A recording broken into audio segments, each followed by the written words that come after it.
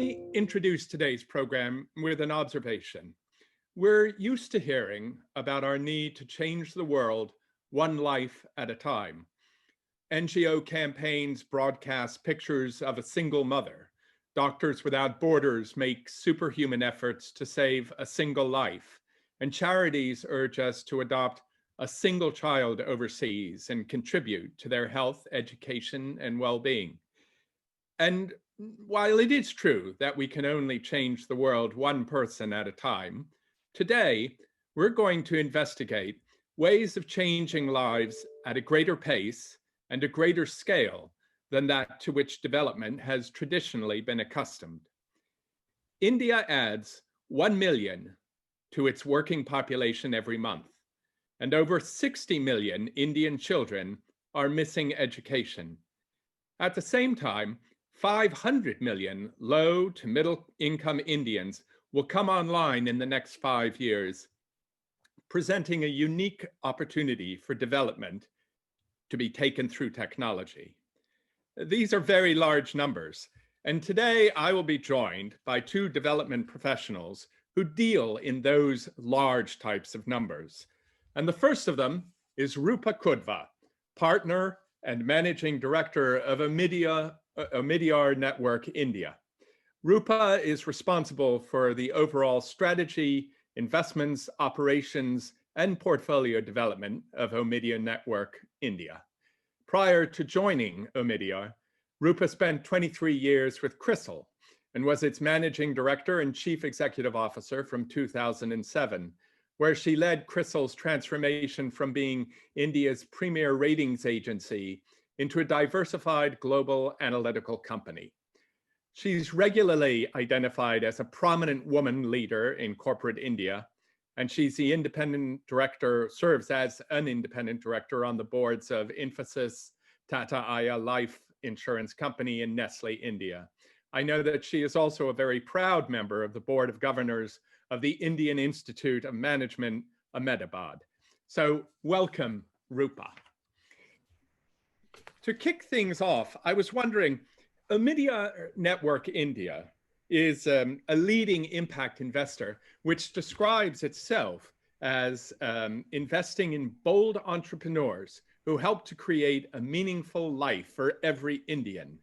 And I was wondering, to start out, whether you could tell us a little bit more about the work that you and your team do to realize that ambition, and what your approach to investing is at Omidyar. Thank you, Colin, and it's really delightful to be here today and looking forward to a great conversation.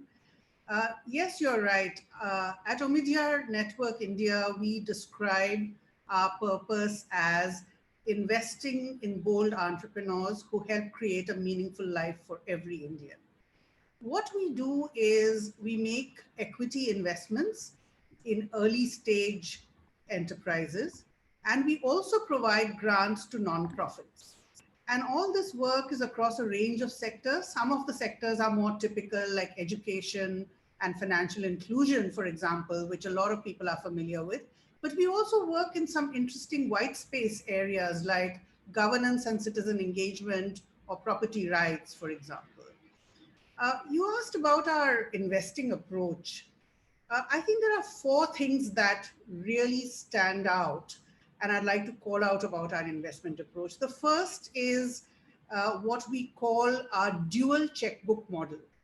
The fact that we make both equity investments and grants, 70% of our total $350 million of capital deployed is by way of equity investments, and 30% is by way of grants. However, the 70-30 mix is an outcome and not a target. Investment professionals have the flexibility to deploy either of the checkbooks depending on their call on what will have the maximum impact. The second unique feature of our investment approach is who we serve. And who we really serve is what we call the next 500 million, which is the 500 million people coming online for the first time via their mobile phones by 2022. And we'll talk more about this segment of the population. I think it presents an enormous opportunity to create impact at scale, because tech, as we all know, enables inclusion of the many as opposed to just exclusivity of a few. So I think the whole next 500 million target population, which really represents the bottom 60% of India's income distribution. So we are basically talking about the lower middle income and lower income population. The third is how we think of entrepreneurs. And we think of entrepreneurs very broadly. You could be an entrepreneur in an early stage for-profit startup. You could be an entrepreneur in government. You could be an entrepreneur in an NGO. So our definition of entrepreneur is very broad. And finally, I think we are a tech-led firm. We believe in the power of tech to do good and create massive impact at scale. I think the power that tech and mobile phones and the internet have to rapidly include masses and hundreds of millions of people is immense. We really believe that the mobile phone is one of the biggest drivers of social impact in India. And so we focus a lot on technology as far as our investments are concerned.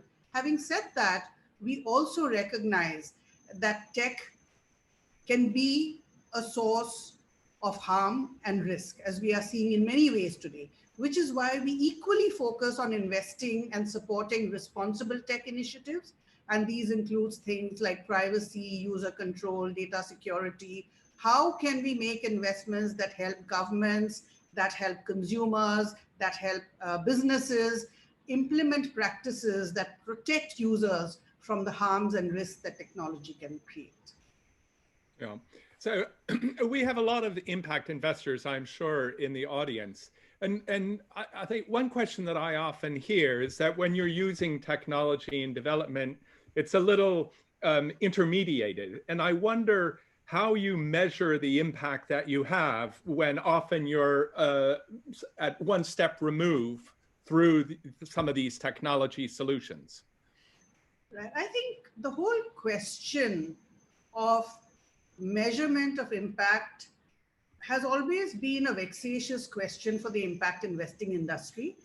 However, I think we have to acknowledge the fact that as we look ahead and as impact investing becomes more and more mainstream, the industry will have to do a far better job in terms of measuring social impact and also the communication around the social impact. So how do we think of impact and measurement of impact? The first thing is, I think it's important to look at impact from the lens of the customer or the user, and not from the lens of what inputs are being provided, but from the impact it is having, the difference it is making in the lives of the consumers or the beneficiaries. The second principle, I think, is that because this is such a nuanced and complex subject, it is all the more important to keep the impact measurement framework very simple. So we look at impact in two ways. One is, what is the direct impact that the enterprise or the organization is having on its consumers and users? And secondly, what is the impact that the organization is having, which goes beyond its users? And let me explain this in a little more detail. As far as direct impact is concerned, we look at two or three measures. Number one, very simple measures. How many lives is the organization touching? Number two, what is the depth of impact? How much of a difference has the product or service made in the life of the consumer? And for this, you can run simple surveys, NPS scores, and things like that, which give you quick feedback. And the third metric is, what is the proportion of our target population in the consumer base of the investee? So what proportion of the investees' customers come from the next 500 million or the bottom 60% of India's population? So these are the three measures. However, beyond that, a company can also influence or have an impact on the wider ecosystem. So therefore, we ask additional questions. For example, is this organization creating a new business model or a new innovative business model which can then be replicated by others, thereby affecting the sector as a whole? Is it creating some kind of market infrastructure which the entire sector can leverage? Or is it in some way, is its work informing policy reform? And if the answer to any of these three is, depending on the answers to these three questions, we also get a sense of what is the impact that the company is creating, not just on its customers or users, but on the broader sector as well. I mean, what really comes out through this discussion is your enthusiasm for impact investing. And I'm curious. I mean, if you look back, you had a really quite an esteemed career in commercial private sector. I mean, what compelled this shift to abandon that and go into impact investing? So I had spent nearly 30 years in the corporate sector and in financial markets. I was the CEO of a public listed company, which was started off by being India's largest credit rating agency, but quickly diversified to become a global analytics company. And I actually, when Omidyar Network India first spoke to me, I did not, to be honest, have too much of an understanding of what even impact investing meant. However, there were a few things which seemed very interesting. One is that in CRISIL, I used to work with entrepreneurs who had arrived, so to speak. So these were the large corporates. Whereas at Omidyar, it gave me an opportunity to work with entrepreneurs who were just beginning their journey. So that seemed interesting. What also seemed interesting was the opportunity to work with young people. And the whole ambition and the aspiration that young people in India represent today is very energizing. And I felt that was something that would be interesting. The ecosystem for entrepreneurship in India is also at an exciting phase. India is a hub globally for social innovation. Today, some of the best minds in India are coming into entrepreneurship. The risk averseness of middle-class parents of seeing their children going and becoming entrepreneurs, I think that that risk aversion has gone today, and today it is seen as aspirational. And there is a lot of funding, there's government policy which is conducive to entrepreneurship. And so I felt that all of this made for a very interesting cocktail and very different from anything I had done in my life before. And that was the appeal. What also helped was the fact that just like Omidyar Network India, CRISIL was also a purpose-driven organization. And I think that part of it, I saw continuity.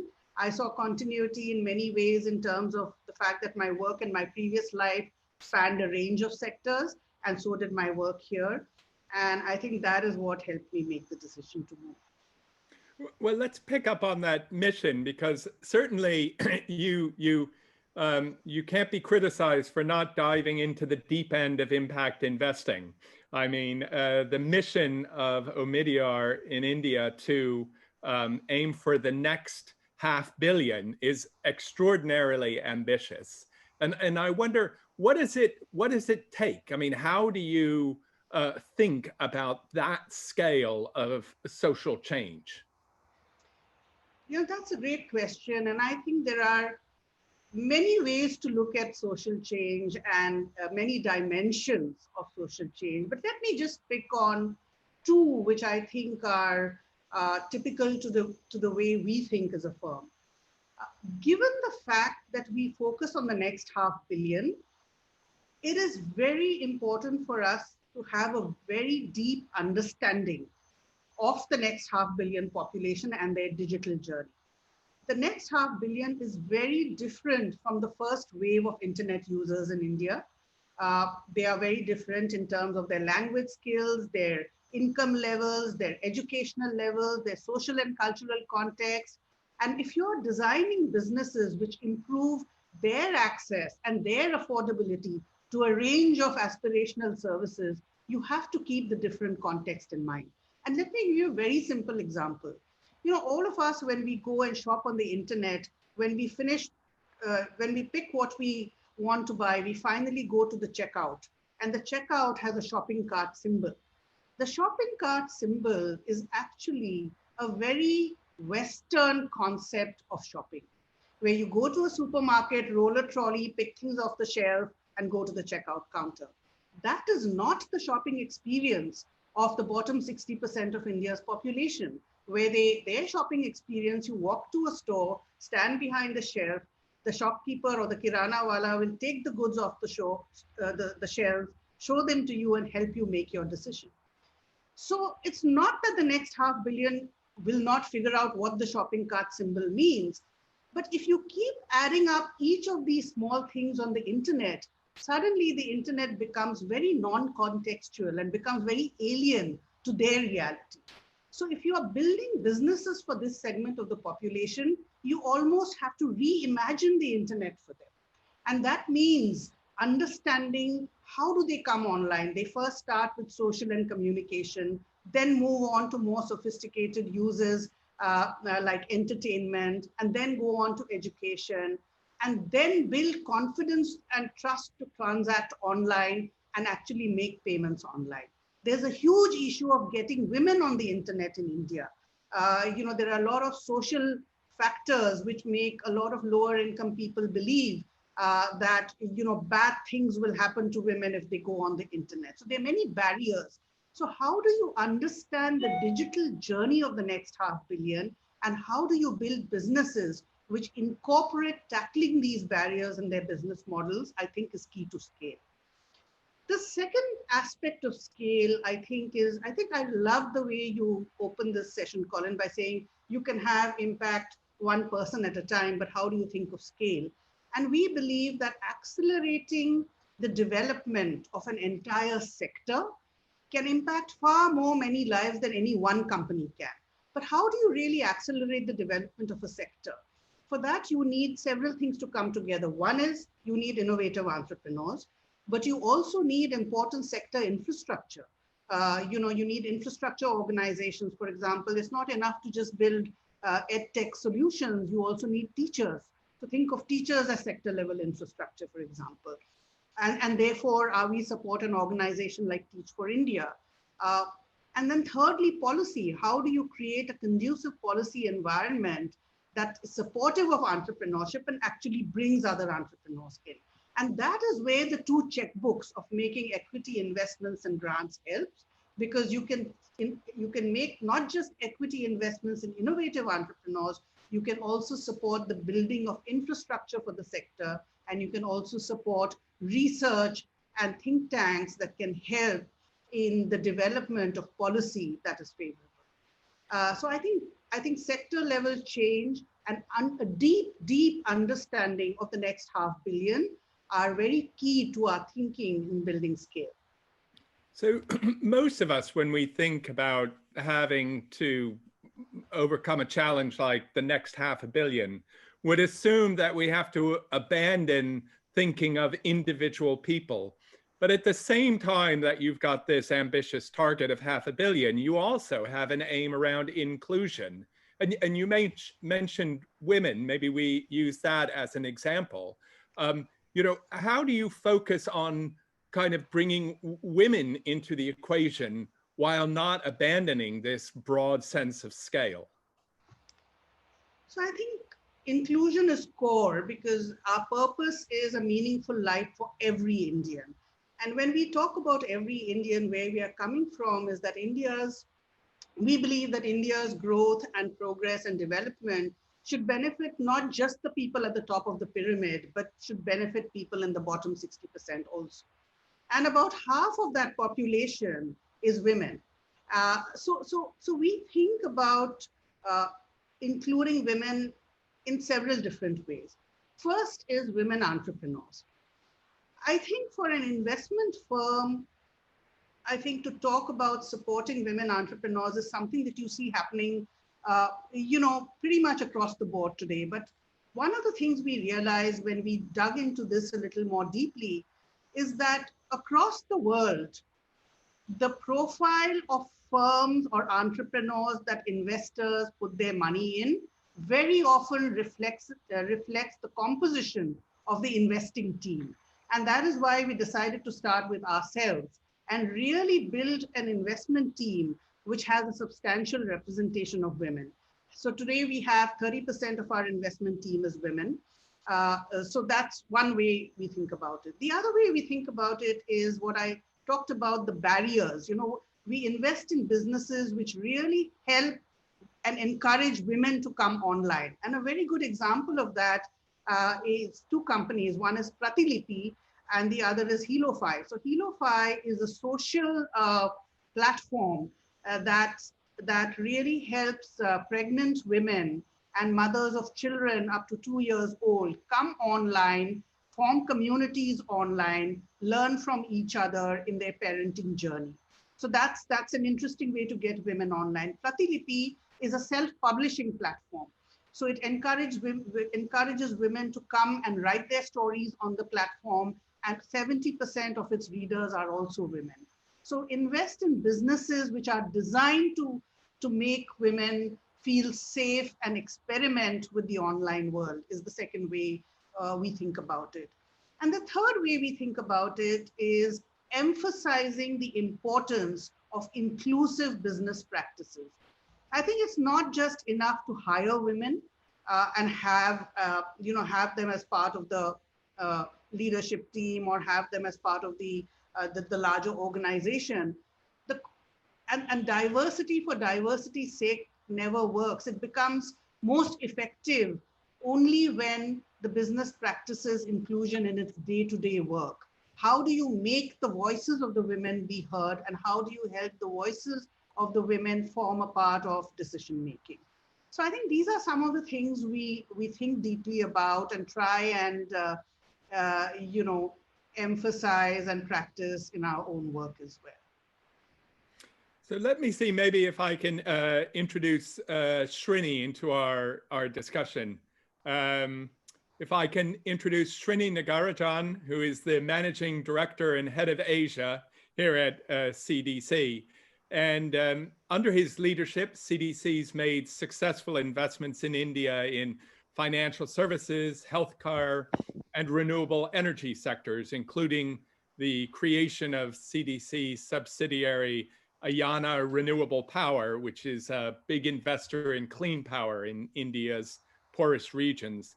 Srini started his career with Standard Chartered Bank, both in India and South Africa, before joining CDC for the first time in 1996.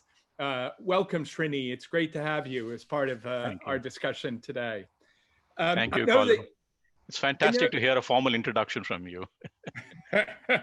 I should also say Srini is a very valued colleague and friend. So, but listen, Srini, I'm sure you've been listening to Roopa's thoughts with interest, and I was really struck by the comments she had around the transformative impact of technology when you're talking about, over 500 million Indians. And what are your reflections on the promise of technology and the potential scale of change in India that it might bring? Thank you. I think, sorry, I missed a portion of Roopa's talk because it's one more session to attend. Apologies on that. Yeah. Thanks, Colin. Roopa, welcome to CDC's session. Colin, if you try and look at CDC's mission of improving the realizations in the hands of producers and reducing the cost of services to make them more affordable, technology is something which we have to have as a part of our offering to all the companies where we invest, because a brick and mortar model of expansion is very expensive from a cost income ratio. And it's only going one way, because the income inequality in the country is going one way, going south. And I don't expect the cost of assets to go down substantially as well. So it's very important to integrate technology to keep our costs under control. And definitely technology is definitely poised to quickly and radically change nearly every sector of India's economy, really. And so the public sector has been a huge catalyst. Roopa could have mentioned about the Aadhaar, where we have enrolled. It's a kind of a biometric digital identity program where we have enrolled 1.2 billion people. It was introduced in 2009 and is the largest public digital ID program in the world. That really is helping us a lot in terms of offering a lot of digital services. The next thing which is now being talked about is data. And we're talking about sharing of non-personal data that can benefit a number of micro and small enterprises, where because of the information asymmetry, they're not benefiting from a kind of a reduction in the borrowing costs. they need to benefit from the reduction in the borrowing costs that cannot be because of information asymmetry. I think there is a lot of scope for them to try and make sure that, subject to the credit rating, they should try and benefit from this. So the private sector innovation has really, helped internet-enabled services to millions of consumers, and the internet infrastructure in the poorer states of India is also improved a lot. And so there is not much of a digital gap between the poorer states and also the wealthier states, really. If you try and look at the various sectors where the technology has impacted, definitely there's been real-time improvement. One is, of course, the logistics tracking vehicles in time that enable shippers to reduce the fleet turnaround time by around 50 to 70%. The digitalized supply chains have helped companies reduce their inventory substantially. The other big area which we are very passionate in CDC, and so am I, is about food and agri. If you look at the last 10 years of private equity history in the country, $180 billion were invested in Indian private companies, around 8,000 odd deals. Only 3%, $6 billion, has been in the food and agri space. Simply because I think the government reform has set this whole thing back. It's really archaic laws. We've gone through some recent reforms by the government, which are pretty bold. Whether the state adopt it or not, we still have to see, because agriculture contributes 15% of India's GDP and employs 40% of the workforce. So the agri-tech segment is something which we are working through our VC funds, both in terms of the B2B agri marketplaces, the farm to fork concept, the farmer marketplaces, also in terms of input and output, really. And of course, the big data SaaS platforms and the data centers we are talking about, really. So our investment in Big Basket is really helping farmers improving their realizations by 15%, really. Finally, I would say, Colin, that venture cap impact investing is not likely to scale up profitably unless we deploy technology for impact. It's come to that stage now.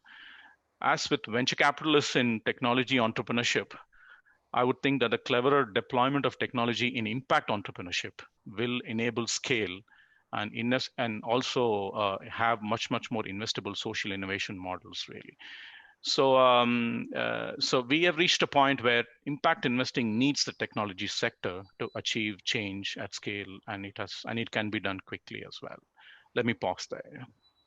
Yeah, before continuing, let me remind people once again, if you want to submit questions, to use the Q&A function that you should see at the bottom of your screen.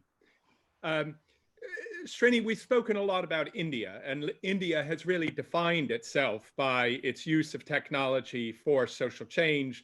I mean, going back to the national ID card and many of the other initiatives that you and Roopa have identified. But you're responsible for more than just India in South Asia. And before we kind of justifiably return our focus to India, do you see other geographies where we could also get this type of scale from technology in your markets? Sure, thanks, Colin. Of course, India has made a lot of significant technology progress as opposed to the rest of South Asia. Our main markets, such as Bangladesh, Myanmar, and Pakistan, and Nepal, have started embarking on this journey. The big wave is, of course, the mobile money transfers. For example, if you take a company like bKash in Bangladesh, is probably the global's largest money transfer agent there. The total clients will be around 50 odd million clients, and market leader with, I would think, around 77 odd percent. The daily transactions are around $150 million, which is a lot for a country like it's really, and if you may remember, we saw this when the board visited Bangladesh. And Wave Money in Myanmar is also a mobile financial services producer and has around 1.1 million active clients. And they are also gone into the Rakhine region. So I think that's one big area which the rest of the region have done very well. In Bangladesh, of course, there are early signs of e-commerce, with Daraz being there and also ShopUp being there, etc. But I think in most of these countries, what is important is to have the physical infrastructure so that the e-com delivery happens also in time. Outside Dhaka is very hard to deliver, for example, in Bangladesh. So I think our investments in companies like Ecom Express and their ability to go into the other markets will be extremely valuable, because we have to serve those markets outside Dhaka, for example. And that's one of the points I just wanted to say. Second point is, I think the other important point is in terms of ensuring that that the neighboring countries outside India, the last mile connectivity is still an issue, and that's why CDC invested $20 million into Frontier, and around $23 odd million, and they invested around $12 to $15 million in WorldLink. I mean, those two are fantastic stories. I mean, because if you look at Frontier, they deliver at 1/4 the price of the next cheaper mobile operator in the country, and we estimate affordable to 85% of the Burmese population. Extraordinary story. And the next mission, they're going into the rural connectivity project where CDC is supporting, because physical infrastructure is so vital, where in a country is not well connected, particularly in terms of power. So we got to use alternative methods of power. And the WorldLink is another great story in Nepal. I mean, I just want to share a small story. They have installed the first connectivity in a region called Karnali, which is one of the poorest and the most remote regions of Nepal, with a population of 1.2 million people. Most pristine, but very, very difficult to access, really.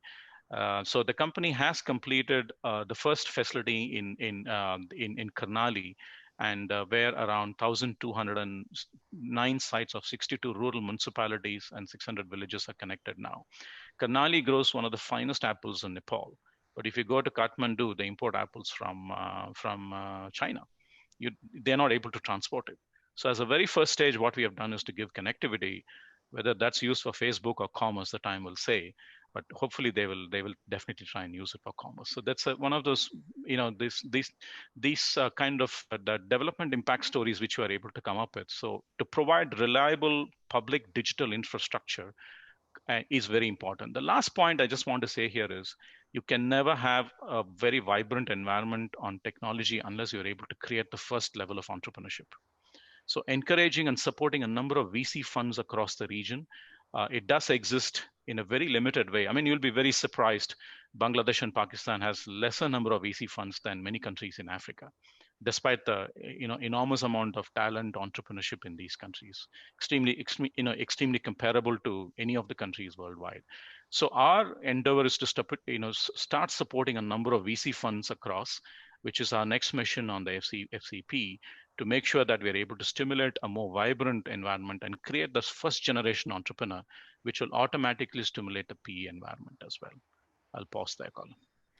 Yeah, so Roopa, if I can pick up on this comment that Srini made around entrepreneurship. I mean, Omidyar has a special focus on this relationship between technology and entrepreneurs. Could you help us kind of tease out what that relationship means? Why are entrepreneurs so central to these type of large-scale interventions through technology? I think first of all, tech entrepreneurs can play a very central role in providing access to a whole range of aspirational services today.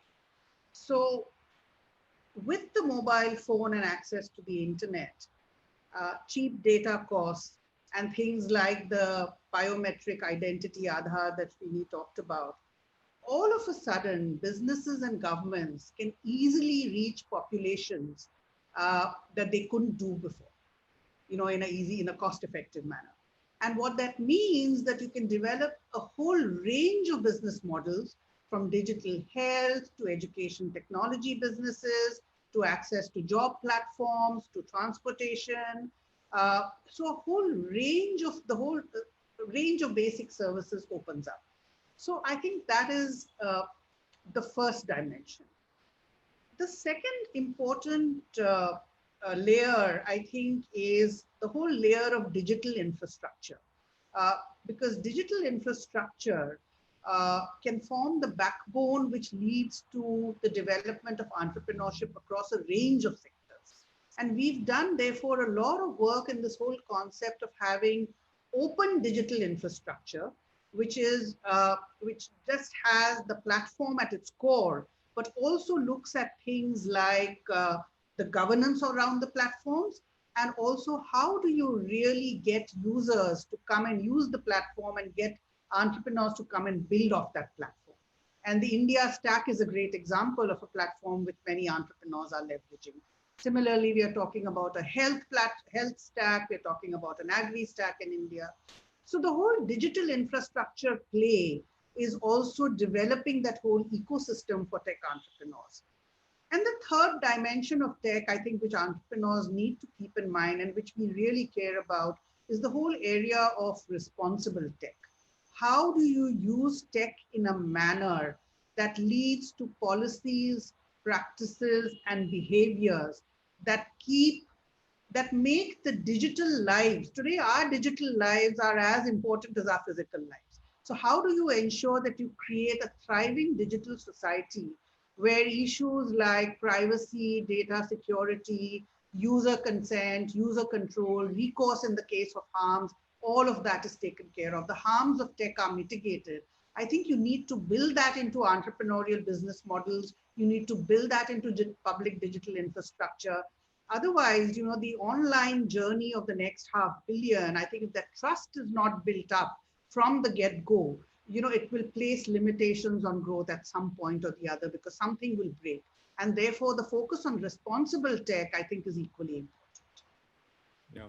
I mean, to follow up on that, Roopa, I mean, when we think of entrepreneurs, we often have this sort of Ayn Rand inspired notion of these solo inventors or, people working by themselves, incredibly driven, but they sort of do it in isolation.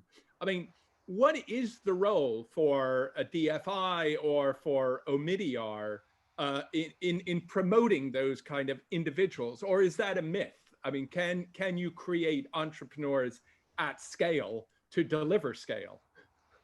That's an interesting question, and I think it depends on the type of entrepreneur, right? So I think entrepreneurs really impact and drive social change in 3 ways, or social impact in 3 ways. So number one is the classic VC funded tech entrepreneur that we've been talking about, right? So these are the people who bring in major disruptions across sectors, and they really change the rules of the game. In fact, they change the game itself. So you need that whole layer of entrepreneurship that drives innovation. But you also need another kind of entrepreneur, and that's the mass entrepreneur that you referred to, Colin. These are typically people who run your small and medium-sized businesses, but they are vital for the system because they generate the employment at scale.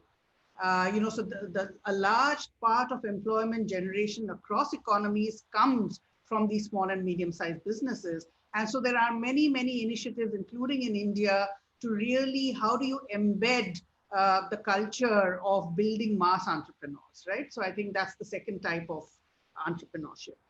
And the third type of entrepreneurship, I think, is entrepreneurship which has at its core the larger social good.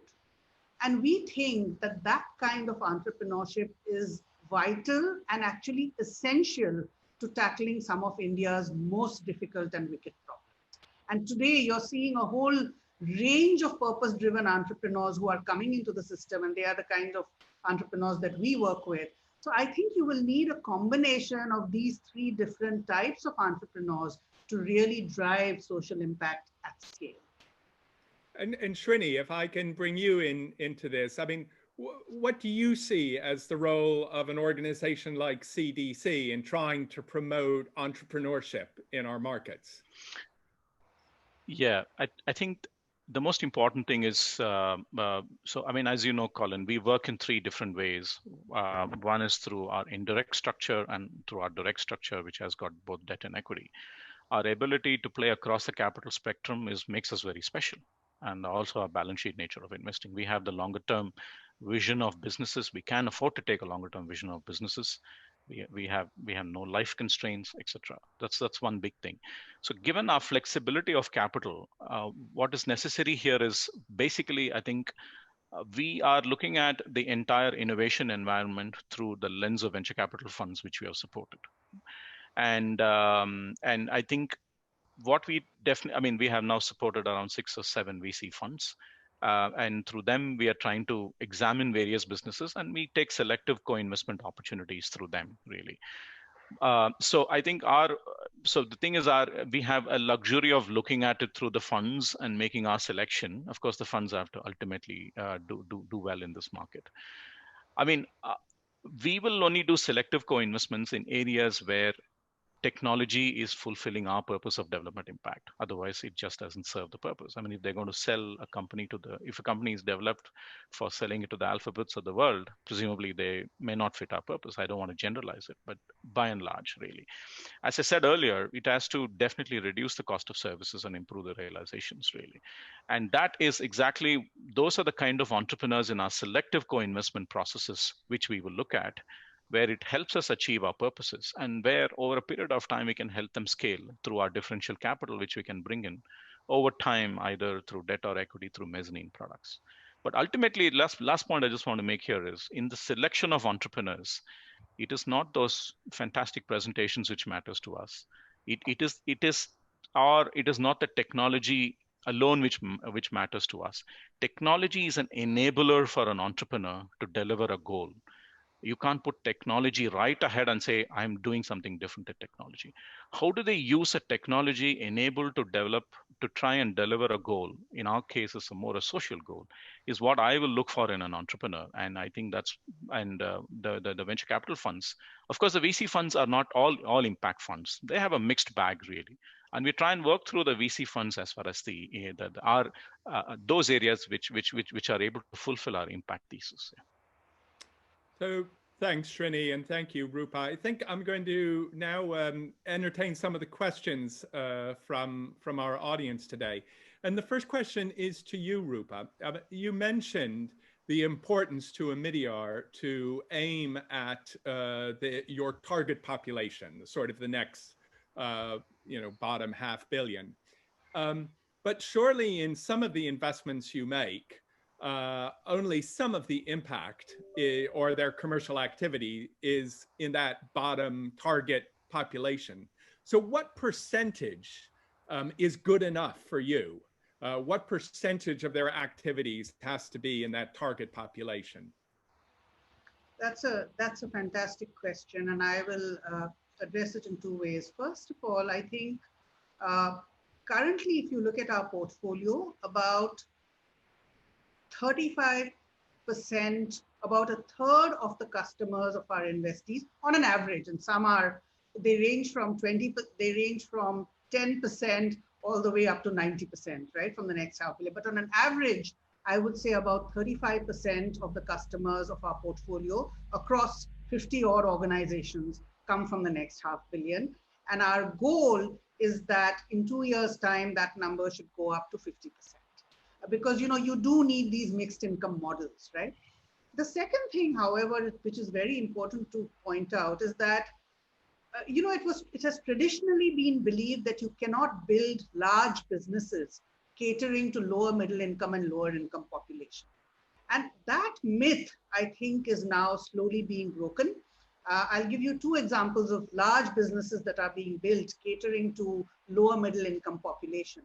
One is a company called Bounce, which is a 2-wheeler ride-sharing company in several cities of India. If 2 people hire a Bounce bike and go from point A to point B, the cost per person is lower than taking a Karnataka state transport bus in Bangalore, public bus. So it's brought down the cost to that level. Similarly, there's an edtech company that we have invested in called Vedantu, which runs classes, virtual classes for hundreds of students at a point in time, live classes, live learning. And they have actually managed to bring down the cost of test prep for the IITs in India to less than 50% of what the traditional coaching classes in India charge.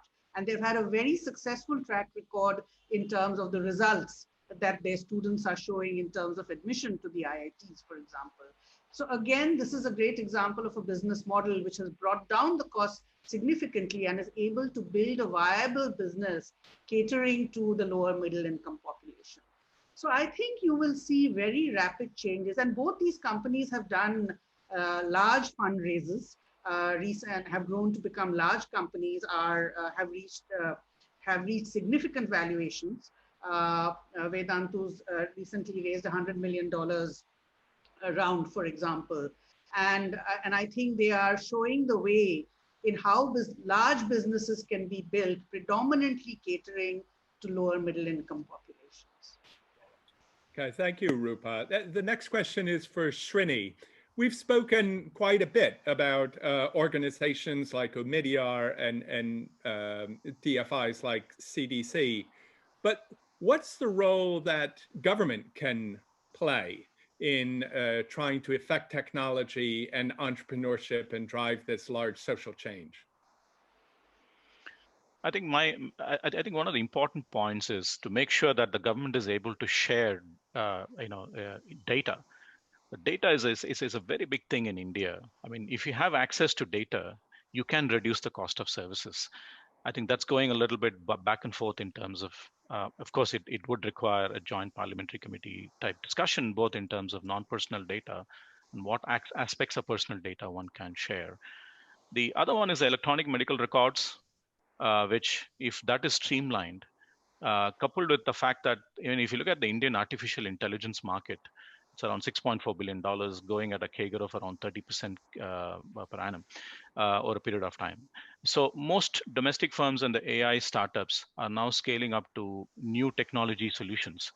So I think the government is also promoting the artificial intelligence, and they recognize it's a very, very big part of the strategy. I mean, particularly in this pandemic, if you look at healthcare, this will become very, very vital for remote consultation and advanced warning and reducing the food wastage, which is also very critical. So I think I think the government has done well in terms of recognizing the AI market.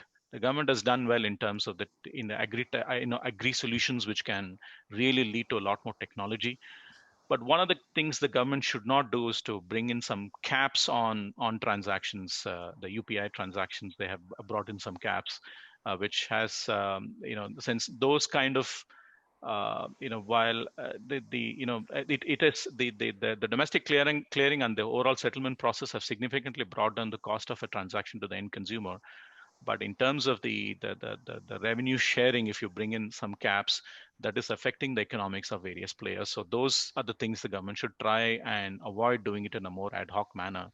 But otherwise, I think on setting up of infrastructure, digitalization, and also recognizing the AI market well in advance, I think the Indian government has done pretty well from the point of view. I don't know, Roopa, you have any views on it? Roopa, anything you'd like to add? Yes. I think Srini's put it very well. The only additional point I'd like to make is I think the government has a vital role to play in building open digital ecosystems or public digital infrastructure with the governance and the community engagement layers built on top of it. So how do you really think about building interoperable digital systems that are open source, that are well governed, which are well governed in terms of institutional frameworks, and also built in a way that allows two things to happen. One is it allows the developer community to engage so that the necessary checks and balances are built in from time to time. And also, how do you build it in a manner that allows entrepreneurs to come and use that infrastructure to build businesses? Otherwise, there's no point creating infrastructure which is a white elephant. We have seen many examples of platforms being created which are just created and lie there. But how do you create digital infrastructure that really becomes a vibrant source of innovation by entrepreneurs? I think government can play a big role. So thank you, Roopa. The next question, maybe I'll stay with you. You mentioned Bounds as a great company that's aimed at the next $500 million. But impact investors have often suggested that there aren't enough Bounds. There aren't enough businesses. The problem is not capital. but there's not a pipeline of these types of businesses aimed at this target population. What are your thoughts on that? Colin, in the 5 years that I've been in this business, I've seen such a massive shift there, right? I think it was, today you are seeing, and, Srini works with a lot of VCs, and, I'm sure he'll back me when I say that today, 5 years ago, if you looked at the VC industry in India, they were investing in businesses which were catering to the top 200, 300 million of India's population and top 50, 60 million of transactors on the Indian internet. Today, that story has completely changed. And the VCs, the mainstream VCs themselves are going down the income pyramid and targeting the mass market. It is out of our 50 companies, we see a very wide range. We see some companies which have about 80% of their customers in our target segment, with the average being 35%. So I think this would have been true, say, 5 years ago. I think it's no longer true. I think that is changing and changing very fast. Srini, your thoughts? Thanks, Colin. I mean, I agree with Roopa on this. I think if you try and, though the venture capital funds do not call themselves impact funds per se, and probably rightly so, but it's very hard for them to survive in the market if they do not cater to the wider market. And impact inevitably becomes a part of that story, really. And that's probably what is attracting us to these VC funds, where they're able to use technology solutions. I mean, if you look at a farmer, he's a producer, he's not a trader. How do you make a trader, how do you help a producer higher realizations when there are middlemen exploiting him all the time?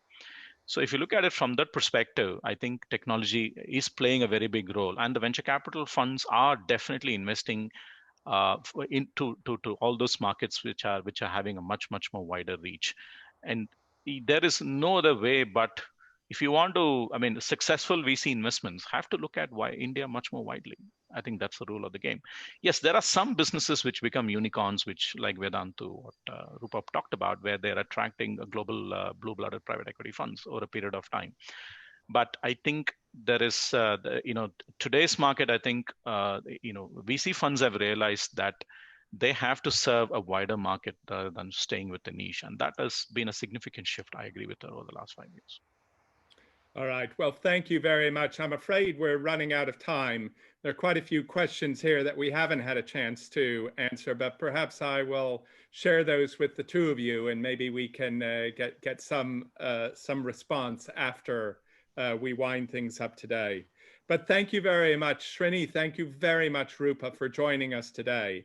I mean, in summary, I think you've given us an insight into a new way of doing economic development that, as I set out at the top, goes beyond sort of thinking about changing lives one at a time, and has a much more ambitious agenda of making broad, sweeping changes. You've talked us through the importance of technology in that effort. And India certainly is a testing ground for social change through the mechanisms of technology. But what I really learned today, which I perhaps didn't appreciate beforehand, is the importance of the role of an entrepreneur, and of entrepreneurs to not only driving disruptive change, but also to implement the day-to-day improvements that we need to make economies, to improve economies. CDC as a development finance institution, Omidyar as this combined grant-making and investor, clearly are two organizations that are on the forefront of trying to back entrepreneurs to make those changes in our markets, to eradicate poverty and to make the world a better place for the future. And I've been very impressed by the stories that you've both shared for us. I'm afraid that one of the problems we have in a virtual world is that you won't be able to hear your well-deserved round of applause. But let me just speak for everyone in our virtual audience today to thank you for taking the time and sharing your experience with us.